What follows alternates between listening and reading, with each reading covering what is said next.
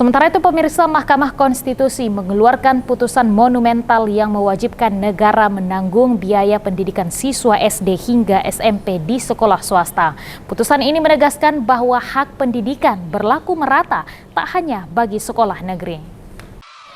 Mahkamah Konstitusi membuat gebrakan monumental dengan mengeluarkan putusan yang mewajibkan negara menanggung biaya pendidikan peserta didik di sekolah swasta, mulai dari jenjang SD hingga SMP.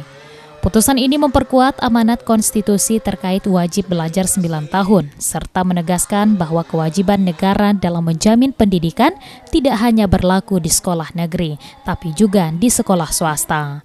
Putusan tersebut merupakan hasil dari uji materi terhadap Pasal 31 Undang-Undang Dasar 1945 yang diajukan kelompok masyarakat sipil.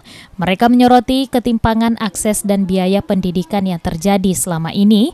Dalam amar keputusannya, MK menegaskan bahwa negara wajib menjamin akses pendidikan dasar yang bebas biaya, termasuk di sekolah swasta di seluruh Indonesia. Menanggapi keputusan tersebut, pakar pendidikan Profesor Dr. Sufyarma Marsidin menyebutkan langkah MK merupakan bentuk penegasan bahwa pendidikan adalah hak dasar setiap warga negara. Sufyarma juga menekankan untuk menjalankan keputusan ini secara merata dan adil, pemerintah harus menghitung secara akurat jumlah peserta didik dari jenjang SD hingga SMP, termasuk yang berada di sekolah swasta yang selama ini belum seluruhnya mendapatkan dana BOS reguler. Untuk mengimplementasikan ini perlu kita cermati lebih teliti.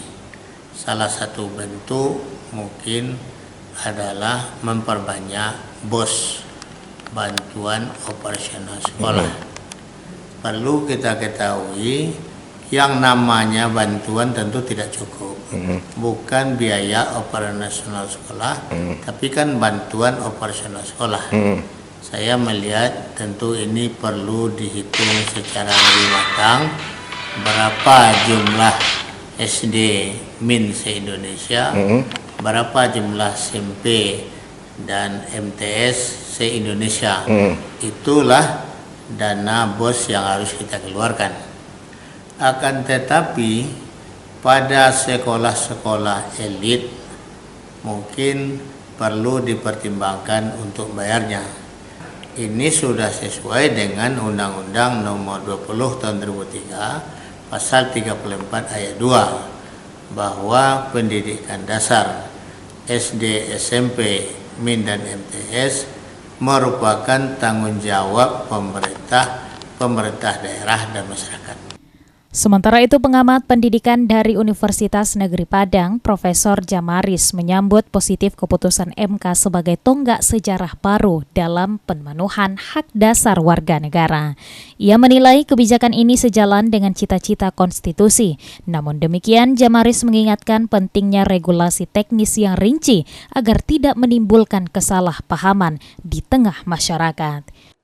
Yang selama ini orang tua masih menyumbang atau masih memberikan atau semacam sumbangan dari orang tua ke sekolah swasta, apakah itu dalam bentuk uang sekolah, apakah itu untuk sarana prasarana dan lain sebagainya, saya khawatir nanti itu akan terhenti.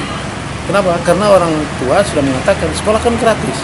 Akibatnya sekolah swasta akan menjadi lebih terpuruk lagi. Di satu sisi dia hanya dapatkan BOS, tapi di sisi lain dari orang tua pun juga tidak dapat. Nah, ini perlu segera ditindaklanjuti. Kalau tidak lagi perbedaan, kalau semuanya sudah gratis, berarti sekolah atau daerah juga harus membuat kategori sekolah. Mana kategori sekolah yang sudah mandiri, mana kategori sekolah yang sedang, mana sekolah yang memang kapasitasnya rendah.